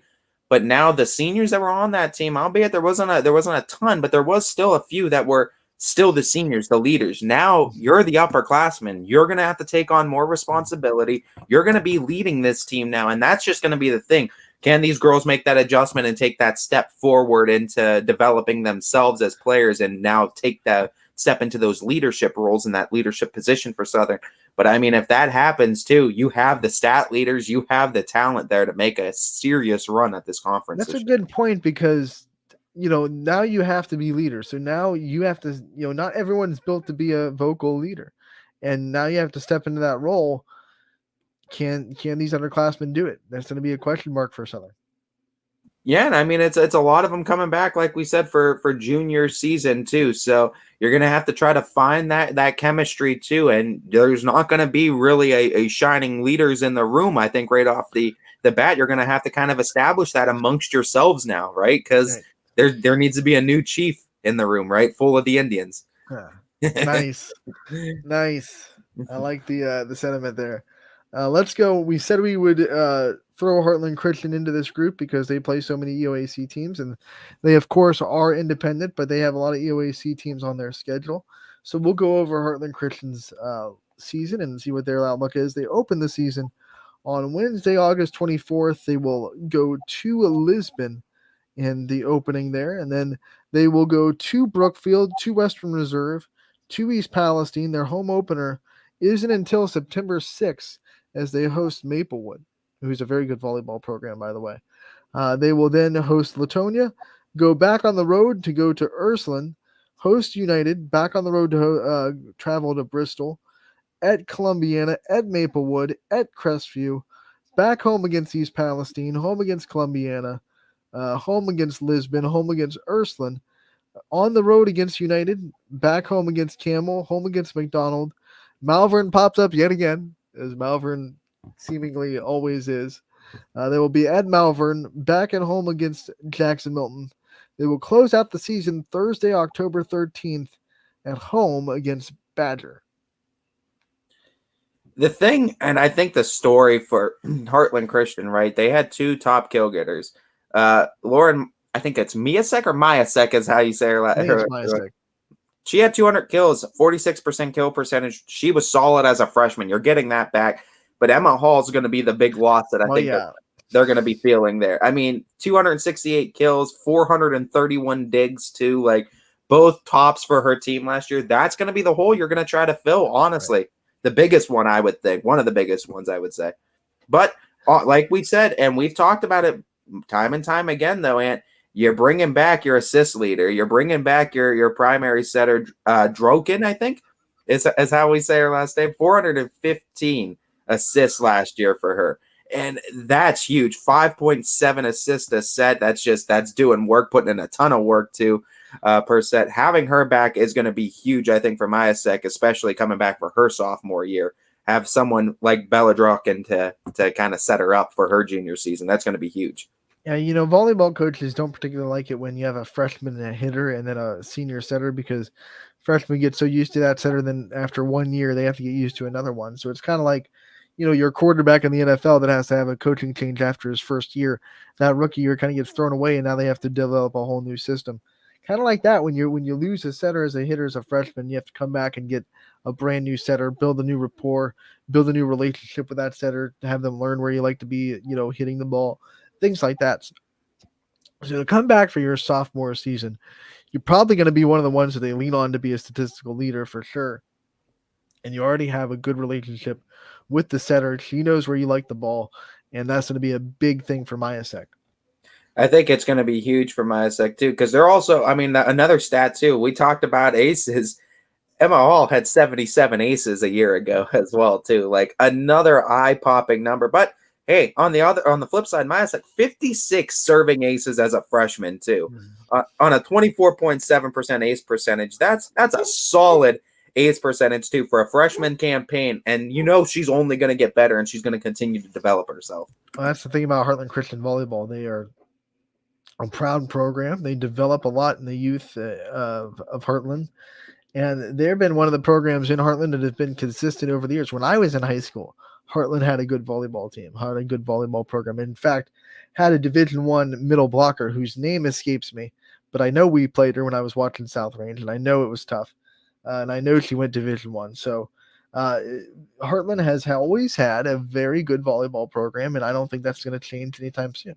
They bring up people from their youth that stay into the program, and obviously we see a lot of freshman talent from last year come back this year. Defense is really good for Heartland, net defense and digs. I'm sure if you looked at those numbers, they'd back me up, but it's always pretty good when you look at the digs they get and the blocks they get, even when you don't get the block, if you get hands on the ball, they got a lot of hands on the ball, and that pops things up in the air and makes it a lot easier for your defense to get into system. So even if you don't statistically get the block, they have really good a net presence in the front row.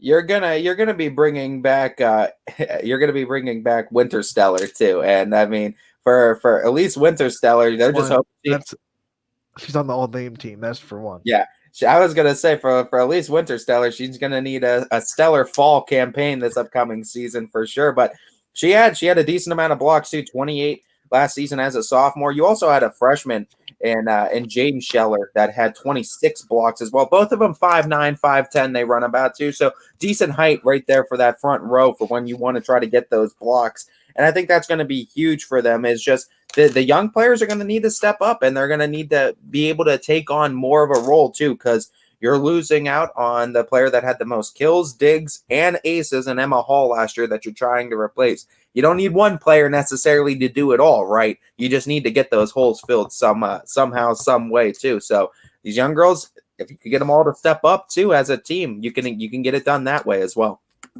8-12 last year. Remember, they had to play Crestview in back-to-back days last year because of a scheduling conflict. So they played Crestview Monday and then Tuesday back-to-back. That must have been so tough. It definitely is a tough schedule, and with them being independent, they can go in and out of these schedules. So you look at the losses that they have. It's against teams like Western Reserve is on there twice as well too. Other really good programs. You look at the score, like the first time they played Crestview, it's pretty much a wash. They lost 25-8, 25-11, 25-10. Crestview kind of win in, win out, took care of business. But then you look at the second game, and you really see the potential of this team because the day after, so nothing changed at all. The literal day after, it was 25-10. So it's like, oh, here we go. But then 25-17, 25-18. So they really pushed Crestview a lot more in game 2 than they did in game 1. Yeah, it's going to be interesting to see what Heartland Christian's able to do. Like you said, they always put together a tough schedule just because they have the flexibility in order to do so. And Heartland Christian they held Grace Hour to just 4 kills in that second matchup, which Grace Hour, one of the best kill getters for Crestview last season. So holding her to 4, they were done in by Lucy Montgomery, and that's someone that did in a lot of teams last year. She went off on the other side of the offense, but when you hold one of the best hitters in the area to just 4 kills, that's doing something right on defense. And that goes back to my initial point. Heartland plays really good defense. So you're going to have to see their net presence. Once again, not just statistically blocking. Like, can you get hands on the ball? Can you take pressure off your back row? Can you put pressure on the defense? Because sometimes you don't get blocks, but you still send the ball back over on a hit. It just doesn't end up as a block because the other team puts it back up, puts pressure on you guys, right? Or, sometimes you get the block, it goes out. You don't get statistically blocked. You don't even get the point, but it sends a message that my hands were there ready to block you. So anytime you can get your hands on the ball as a blocker, that you've done your job. So they do that a lot. I think if you looked at their film, more than 50% of the swings that the opponents had probably get hands on the block at some point. Full 22-game schedule for Heartland again this year, complete with 11 home games. And with Heartland not having a football team, it really is one of the only big shows in town that you got. So, I mean, Heartland community obviously really supports their athletics full go. And then you get a little bit of an uptick there for the volleyball team, the soccer teams, all the other fall sports that they decide to have at Heartland. They get a little bit of an uptick too. And I'm sure Maggie Martin's not going to complain about that. Going to be exciting to talk with her too. I think you broke some. Yeah, we have her coming on tomorrow. So that's obviously going to be exciting to talk with Maggie Martin. Get a little bit more in-depth look at this Heartland Christian team and what we're going to be having coming back too, and how they're now. Maggie Martin, if you watched last year, was Maggie Bowersock. So one, congratulations to her wedding and being able to change her name to Martin, and obviously that's a great personal experience to be able to get married, and obviously we congratulate her on that. But now it's going to be not Bowersocks anymore. Now it's Maggie Martin. Yeah, I mean, still the same energy and still the same influence though on that team. Oh my gosh, I love watching Maggie Martin coach because she is just like on the edge of her seat, even though she's standing. She's one of those coaches that is just living and dying on every single point. even if they're down or if they're up or if it's tied, it is like every single point she is living and dying on it, and I love it. Not stoic at all. Talking about Christian is independent, so there's no like home teams that are guaranteed to come through Heartland Christian at any time. So I mean, you got some great opponents too. Maplewood coming into town. You got United that'll be coming into town. East Palestine, Columbiana, Ursuline, Lisbon, and then you have McDonald, which will be a great matchup. Jackson Milton, Badger. So a nice schedule ahead for Heartland Christian too, complete with a lot of fun home matchups that you guys need to get out there and see. And they have 2 matchups with Ursuline, 2 matchups with Maplewood. Maplewood's a very good volleyball team. We don't talk about it a lot because they're not a YSN school yet, but Maplewood has a very good volleyball program. So that'll be a fun matchup when Maplewood comes to town and when Heartland goes there. When McDonald comes to town, I'm excited for that one. That's going to be a fun matchup too. And then Purple Palace, McDonald invades. And then when also, it just popped in my head because I've only been to Maplewood once. They have a very unique gym setup. They have like corner seats. I think I do. I feel like I've seen the gym. I don't think I've ever been in it, but I've seen the gym before on video, I think. Maplewood's gym is very unique. It's not one of those cookie cutter gyms that you walk into and you're the bleacher, and you're okay, this is this, it's very unique gym. I love gyms with a little bit of character to them like that. I'm a big fan of gyms like that. Maplewood definitely has character. Absolutely. I mean, I think if my memory serves me correct, I think I've seen either pictures or a video of it too. And I know what you said, corner seats, and I feel like I know exactly what you're talking about it. Yeah, it's fun to go watch it. It's also one of the like your camel where you're elevated off the floor, so you're not exactly sitting on floor level. You're sitting up a little bit, so it gives that atmosphere too. Absolutely. And if you're gonna watch a volleyball game, if you happen to be at one of the gyms that have seats behind the play, a little bit more dangerous. Got to be a little bit more on your toes, of course. But man, if you ever have the chance to really get a feel on the serve by sitting right behind and see how those serves move, I would suggest you do it because you don't really get the full respect for how much a serve moves, especially your good servers, probably like what you're going to see with Heartland Christian. They have a couple of good ones. You don't really get a full respect of how that serve moves until you're right behind it and you see it go, like a knuckleball, or it drops the last second like a slider. You don't really get that when you're watching it from the side. Yeah, and I mean that's the biggest thing, and that's why some of these girls are able to rack up the aces too, just because they're able to really move the ball. You could ask a lot of defensive specialists at any level. Hey, would you rather have like just a serve hit right at you really hard, or do you want one of those float serves that moves a lot? They would say time and time again, man, just give me a hard serve. I can react to it. But man, when I have to read a spin and try to kind of find where this serve's gonna go and it's a float serve, that makes everything tough. How about too? I just wanted to say we just shared it on socials too. How about Clay Wyson going to YSU? Another YSU big signing, local player from Hermitage, PA, Hickory High School, but we saw him a lot. Part of the Astro Falcons this year too. Heck of a bat, heck of an arm too, as far as in the field. It's going to be a great pickup for Youngstown State, I think. Another commitment that I saw yesterday on social media, Terrence Pankey from Ursuline has officially committed to West Liberty to play basketball. He's something else too. And I mean, Coach Gunther can't talk highly enough about Terrence Pankey. Every conversation I've ever had with Coach about that. I mean, Terrence Pankey was just like your ideal point guard, but he can go out and get his own too, as far as points are concerned. Never be shy about that. He's next level. He's one of the, you don't see it too often. It's when you're watching high school but he's a guy that can get his shot anywhere he wants. If he wants to take a pull up, he can do that. He works really well off the ball, and then he can drive on you. So he can no shock that he's going next level. Yeah, he could put many people on ice. I mean, I've gotten a chance to see him do it. But the thing about him and what you see with a lot of those next level basketball players is just that motor. He just has a motor where fourth quarter, you see the kid sprinting up and down the court. Like, I mean, he's dead sprints. Like, I mean, finds a different energy reservoir deep within him to just draw from. And I mean, that's exactly what he was able to do. And that's like when you see those kind of players too have that kind of energy, but also have success in the sport, but they could just keep it up for quarter after quarter. you look at those players and they're going to be able to make a next level somewhere. It's like he looks over to Coach Gunther and Coach Gunther's like, ice him. Like the old mom bosses that just be like, ice him. Really good on court coach too. I mean, him and Coach Gunther, every game I saw with Ysn, constant conversations, even like during the play too, like shouting to Coach Gunther too, like, what's the play? What are we like getting conversations and getting coached too, and very coachable player too, which I think it goes a long way into also getting into the next level. Well, we're gonna get to see him one more time as we get to winter sports eventually. Got a lot of fall sports to do first, but we want to give a shout out to that commitment as he officially stamps his name to the West Liberty basketball program.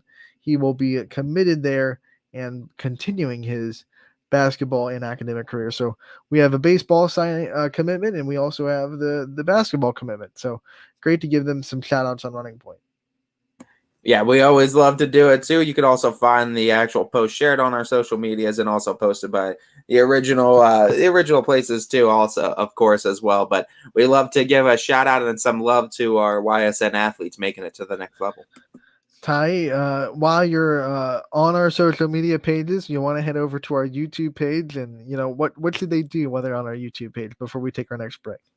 Yeah, you got to make sure you're subscribed and hit that notification bell because more interviews just dropped too, I believe, today for the YSM Live YouTube page, and that's about daily. And you could pretty much expect that almost every day going forward because we're going to have so many interviews from not only fall sports, but we all have all of our old shows that get posted there as well. So you could find old episodes of Running Point, old episodes of Casual Sports Podcast, old episodes of Power Hour.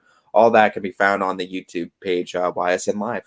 Don't miss a minute of it. Make sure to hit that notification bell. Don't leave it in the hands of the YouTube algorithm. That will let you miss it. You hit that notification bell, you will always be notified when YSN posts a new video. We're going to take our next break, and when we come back, we'll have more as the final stretch of the show continues on Running Point, brought to you by Greenwood Chevrolet in Austintown. It's a new year at Acura of Boardman and Boardman Mitsubishi with huge savings on over 350 fully inspected vehicles. 350 fully inspected vehicles. SUVs, cars, minivans, trucks, and SUVs, work vehicles. We don't have it, our team will find it. We aim for 100% credit approval with payments as low as $99 per month. And as always, we'll pay top dollar for your trade. For a great vehicle and a great experience, come see why everyone is stopping by at Acura Boardman and Boardman Mitsubishi. You're not waiting to see what the world has in store for you. It's more about what you have in store for the world. All you need is the opportunity. All you need are the resources of a large university and the advantages of a personalized academic setting, where you can experience new worlds in the arts and sciences, business, and education, and make them your own. We are where you shape your future. We are Youngstown State University, and proud. Being able to have success on the football field and the basketball court and just every aspect of, my sports career is now documented. One of the greatest things about high school sports is to be able to talk about it for the rest of your life and to look back on the days with my buddies whenever we had some battles, whether it was with our rival or just another game, and I could go back and look at it, and not only myself but my family members, my teammates, and it's something that will last a lifetime. My name is Parker Sherry, and my sports network is your sports network. It's storm season. I think we're under the gun for some heavy storms over the next couple of hours. And Storm Tracker 21 is ready. This is probably the one we're keeping a closer eye on. On air. And locally, we're going to have a lot of eyes on our area. Online. All right, let's talk high-risk futurecast and the timing of this weather. On social media and on our app. Notice we'll have scattered showers on Thursday. Stay ready with Storm Tracker 21. The severe weather threat now through around sunset this evening. Welcome back to Running Point on YSNLive.com, brought to you by Greenwood Chevrolet in Austintown. Anthony Hartwig alongside Ty Bartell. And Ty, Waterloo Golf has been busy the last couple of days. Yesterday they finished 5th in the Spartan Invitational. They got scores from Jackson Eichler of an 88, Trevor Simons an 89, and then Clayton Smith shot a 97, Drew Flaherty shot a 98. And they are back in action today as well. Soggy conditions in Sugar Bush as they are in the Carpus shootout. Right now, they are actually golfing. Trevor Simons is golfing. We have, as we see, an update from Noah Hughes, who is on the 7th hole. Jackson Eichler is leading the team like he always does. And the unofficial scores, Trevor Simons shot at 87, Noah Hughes 88, and Eichler shot at 89. So those are some unofficial scores from Waterloo Golf today. And once again, yesterday they were also in action. They finished 5th in the Spartan Invitational. Yeah, exciting that golf is in full swing right now, teeing off all over the place is what we're seeing right now, and exciting times because Brian Tolnar is going to be coming back too after enjoying his vacation tomorrow, so we'll get to talk to him on the golf scene a little bit more as well. He absolutely is. As we look at our schedule for tomorrow, it's going to be a busy day of guests. Not only is Brian Tolnar coming on the show, but we'll also have Kristen Nesbitt, the new head volleyball coach at Canfield, coming on. We'll have Maggie Martin, the volleyball coach at Heartland Christian. And then at 1:30, we'll have Sam Young, the head coach of the Warren JFK volleyball team, that looks pretty impressive coming into this season as well. So we'll have 3 guests plus Brian Tolnar tomorrow along with Scotty. And Ty, we already talked about Heartland Christian volleyball and what they're kind of looking forward to. I think I'm interested in Canfield volleyball. What's life going to look like without Abby Householder? Obviously, there were other players on that team last year. I'm a big component, especially in volleyball, that one player cannot take over a game. But they did set her a lot. And they set her when they were in trouble. If they were out of system, they got the ball right to her. They're not going to have Abby Householder to lean on anymore. Who's going to be that player that kind of steps up? I think Abby Muckleroy is going to be a name that shines bright for that team out of the middle, trying to set her more, trying to get her more involved, trying to get her to move a little bit more off the ball. I think that's going to be important for this Canfield team, because last year, one of the things that they weren't able to do because they had so much attention on Abby Householder, I don't think they got the middle involved as much as they could have. So now they're going to have to get the middle involved, because I think Abby Muckleroy might be one of their best hitters coming back. She's going to be one of the seniors on this team too, and yeah, Householder is going to be hard to replace. She was 500 kills last year. Like, that just doesn't happen often. But Muckleroy had 120 in her own right too. Still not a bad number in the slightest. And also Muckleroy, 44 aces. That was second behind Householder at 54 last year as well. So having that number, she also led the team in blocks. She was in the top 2, 38 blocks for Muckleroy last year. Also, we look to other players that are going to have to be big proponents for them. You're going to really look at Parker Wilkins too. She was second on the team in digs last year. You're really going to need that too. Abby Householder, another leader in that, 367. But you also bring back Kincaid, your primary setter too, 360 assists last year. So that's said it before. I'll say it again. Setter's the most important player to bring back. So you got an experienced setter, you got some hitters that you can still get, and you got a pretty good libero, like you said, in Parker. So you get Parker Wilkins, you get Abby Muckleroy, and then you get Riley Kincaid. Those are all seniors coming back this year. That's going to be the team. That's going to be the top 3. I think you're looking to lead this Canfield squad. And on the flip side too, they're also down another Division 2. So I mean, not to say that Division 2 teams aren't like Division 1 teams, because there's plenty of Division 2 teams that can beat you. There's plenty of competition there. But now Canfield now is going to be amongst schools that have the same amount of numbers, or closer to the same amount of numbers as they do. Now they're one of the biggest D2 schools as well. Another big talking point when you talk about Canfield that we'll obviously discuss with Coach tomorrow. New head coach, yes, but she's been in the program. She was the JV coach last year. So someone that knows the program, knows the girls, knows exactly what the program has, and isn't going to be coming in trying to learn all that or learn the opponents or anything like that. So someone that knows everything that's going on, knows what the culture is, and there shouldn't be a learning curve as far as that is concerned. Yeah, huge, absolutely, for all that. And then you have plenty of seniors that have been there, done that too, that these younger girls can look up to and learn off of. And then we're going to talk about Warren JFK volleyball tomorrow too. And I think JFK is one of those teams way under the radar for their volleyball program. They are going to be really good this year. Yeah, and they're a team that, I mean, you're really just, it's exciting to see what JFK is going to be able to do this year. They're kind of in that wild card spot where you don't really know what to expect from them until they start getting out there and playing some games. But we know the JFK program, and we know what their expectations are for a lot of athletics over there. So I expect nothing less than them to come out 100% ready to go start of the season. Izzy Morrow, keep that name under your Another under your Morrow. sights. Another Morrow. Shocker. Doing work. Yeah. Doing work too. So Warren JFK, don't forget about them as a volleyball team. They're going to be very good. I know a lot of attention's going to be on their football team, rightfully so, because their football team is so successful. But I think their volleyball team might sneak up on some people this year. They certainly can. They certainly always put together a schedule to prepare them too for the tournament. So I mean, they're going to be more than ready come October. We'll talk to Sam Young tomorrow about that, and we'll look at their schedule. We'll look at some of the other roster spots, and it's going to be a lot of fun. I'm excited for it, certainly. I mean, that first week, I mean, we're only this is the last weekend without high school sports coming up. Some other guests that we have confirmed for the next couple of days or the next week or so. We have put on the schedule Leah Eft, the Edison volleyball head coach. She will be on next Tuesday, the 16th at 12:30. So we have confirmed that as well. I'm excited for that too, and just to be able to get into some more of these fall programs, and it really gets us geared up and excited for fall sports. Yeah, and then of course next Monday we will have Matt Britton, the head coach of Mooney Boys Soccer, on the show, as well as Cheryl Fico, the head coach of that West Branch girls soccer team that is going for their 10th consecutive EBC championship. Yeah, they've had a little bit of success before. Yeah, just a little.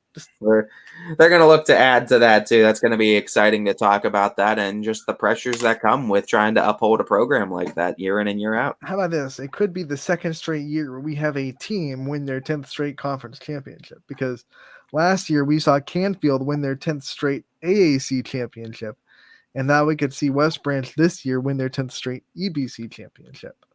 Yeah, both programs, as long as I can remember, have been really good in soccer, and that doesn't seem to be any different going into this year. I wonder if that's ever happened before, where we have back-to-back seasons where a team wins their 10th straight conference. Two different teams win their 10th straight conference championship. A lot of games and a lot of time between then and now that need to be decided. So I just can't wait for the season to start overall. If only we had an obscure stat researcher like the big broadcaster that somehow pull out these ridiculous stats out of nowhere in like 10 minutes to know when the last time two different teams had won their 10th straight, conference championship in consecutive seasons. Yeah, I mean, I wish we had the access to that kind of database too. I would be hard pressed to think that at least in our coverage area, it hasn't happened before. It's got to be. It's probably one of the most difficult things to do. You're talking about multiple classes you need to send through, and multiple seniors, multiple teams that you have to be able to get back to that level. It's a tough thing. I can't even think of too many teams that have been that dominant over that stretch of time. And it's not like both conferences are bad conferences either. Like the AAC and EBC, it's not like those two conferences don't put out solid teams year in and year out. So it's not like a cakewalk for Canfield and West Branch to be able to accomplish that. I mean, like, we were amazed that Lakeview did 3 straight, NE8 championships, and that was really awesome. But like 10 for Canfield and going for 10 for West Branch, that's just the epitome of dominance. Yeah, it's gonna be exciting to see. It's gonna be exciting to see if West Branch can pull it off. Now I'm really trying to think of like dominant programs in like in that kind of time span that I can think of, and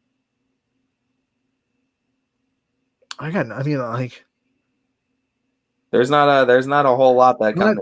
Not like, even like if you go South Range and their football program back when they were in the ITCL. They had Crestview to contend with. Like, Crestview won a couple in a row, and then South Range would win a couple in a row back in the day. So, no, not even like, I know everyone thinks that the state that football program is now, you think, oh, they used to be in the ITCL, they dominated that. No, them and Crestview were just like fighting like crazy when it was the ITCL. So, I can't think of one. If you're watching and you're in the comments section and you can think of a program that is like 10 straight, that kind of dominance, other than Canfield girls soccer, and now going for West Branch girls soccer. And think of two of them that were in the same kind of time frame, back-to-back years. I'd love to hear it. I love to get that knowledge. It's always, like I said, these conferences, it's tough to win a conference, let alone once, let alone 10 times in a row. So these are good quality conferences that these teams are playing in and accomplishing these feats. How many in an AFC East championships did the Patriots win in a row? Is it 12? I think so. I think it was 12 in a row. Just putting that, comparable too, and it might never happen again too. It might never happen again with the way the NFL goes. But like the Patriots, I mean, I don't want to say that they didn't play in their conference was one of the weaker conferences though. Yes, it was. Come on. Divisions, Come on. There were a couple years where like one of the teams like Miami or Buffalo, New York, I think stepped up the one year and took I think the last time. The 1 year that Chad Pennington led the NFL in passing. Yeah, the 1 year too. But no, I mean, Brady dominated those three teams for plenty of years. And they were kind of a benefactor of that. But it's tough to see. And we're seeing so much of similarities in high school sports and what we see in the pro sports too. These teams just they get better. They know what to develop. There's so much more that's known about sports and exercise and how things work. It's hard to pull off that kind of winning consistency, and it takes a lot of work to be able to do so. Salem's going to be right there trying to X that whole storyline and stop West Branch from winning their 10th straight. Salem can do that. They were close last year. They were right there. If Salem can be the spoiler in that story, they would love nothing more. And hey, guess what? Marlington's good. Yeah, Marlington's always good. That's not a surprise. There are going to be a couple of teams that try to thwart that storyline, but at the end of the season, we could be talking about, like I said, back-to-back years where a team wins their 10th straight conference championship. We also could be talking about Canfield's 11th straight AAC championship in girls soccer as well. Never know. Never know. A lot of storylines going into this season. So, we'll keep a good eye on those two teams. And we have Cheryl Fico. Once again, that's how this conversation all started. We have Cheryl Fico coming on next Monday. I believe at 12:15 is the time that we agreed on. Actually, it's going to be to lead off the show next Monday. Cheryl Fico at 12 o'clock to lead off the show and talk about West Branch girls soccer. Yeah, it's going to be exciting too to talk with Cheryl Fico and talk with her about, like we said, the challenges that are in store for this season. Talk about a dynasty. See if she'll wear a cutoff hoodie. I think they're well past dynasty at 9 in a row right now. It's just we're into lore now. It's just stuff that doesn't happen. We're into lore now. Oh man. It'll be fun. We have a fun couple days ahead. We have a lot of guests planned. Like I said, tomorrow we'll start off the show. Our first guest will be Krista Nesbitt, the new head coach of Canfield Volleyball. We'll have Maggie Martin, Heartland Christian Volleyball head coach. Brian Tonar comes on at 1 o'clock tomorrow, and then Sam Young, the head coach of Warren JFK Volleyball, comes on at 1:30 tomorrow as well. We'll have Scotty with us all day too, and I'm sure he'll add a lot of conversation to those interviews like he always does. It's going to be a fun day tomorrow. Join us from 12 to 2. We're taking a 22-hour break. We'll be back tomorrow. Casual Sports Podcast coming up next from 2 to 3, and then the Power Hour from 3 to 4 to get you through the day. I'm Anthony Hartwig, Ty Bartell. Thank you so much to